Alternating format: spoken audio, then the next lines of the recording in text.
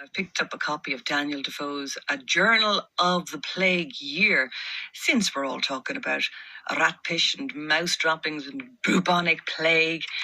And I thought, well, there's going to be some clues in here, because I'm very interested in whether or not all pandemics have been some form of government hoaxes, or at least not exactly what they've been purported as in historical documents.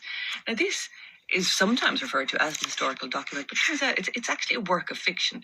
Defoe, whose real name was Foe, he added the "de" bit. Was he a friend or foe?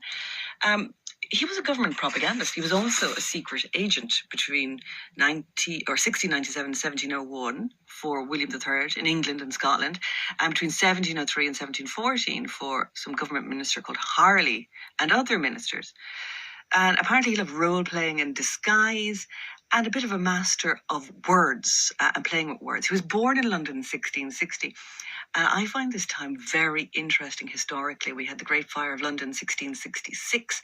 And around this time, we really see the satanic hold taking its position and really influencing science, literature, and basically everything became kind of inverted and continues to this day. So very, very interesting. He was pilloried. I think it was some kind of anti-religious sentiment he put out in a pamphlet at some point. But I think it's interesting as well that we have your man, Anthony Burgess. So he's the guy who wrote A Clockwork Orange, and he writes the introduction. And he tells us a few things. Now, A Clockwork Orange, it's about as satanic as they come, isn't it? Is this a little Freemasonic nod and a wink? He says here that this Journal of a Plague Year, right, is a rather cunning work of art, a confidence trick of the imagination. That's kind of telling us, isn't it? A confidence trick of the imagination. And we find out that Defoe's education was unusually progressive. They were looking at kind of this scientism inquiry. And of course, then we get the heliocentric model gets introduced around this time as well. So this is very, very interesting. He got into financial difficulty. There were 8 lawsuits against him. He was hanging around with thieves and whores at one point. And it looks like he made some kind of Faustian pact. He was writing government propaganda. He was looking for a central bank at one point, income tax. I mean, what's this about?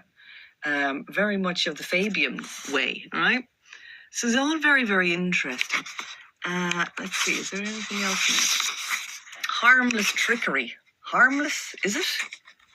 Exemplified in A Journal of the Plague Year. Harmless trickery. Okay. See, like A Journal of Plague Year came out in 1722. So, it's just the ages after the Plague Year. And he would have been only 5 at the time, right? So it's not really a journal, but a lot of people reading it think it is.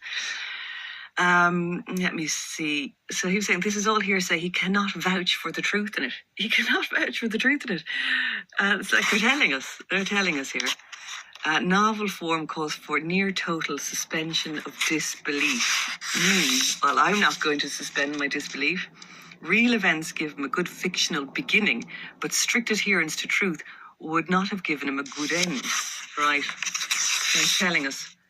And then he said it's kind of leading the way for H.G. Wells. He was another government propagandist. So the work stands as the most reliable and comprehensive account of the Great Plague that we possess. Does it? Creative imagination. So I haven't started yet. I'm great at starting books, terrible at finishing them.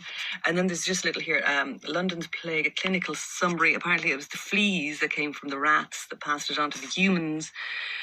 But was it really, or is that just what they want us to believe? So anyway, I'm going to start it up.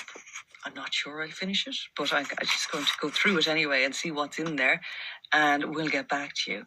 So let's see.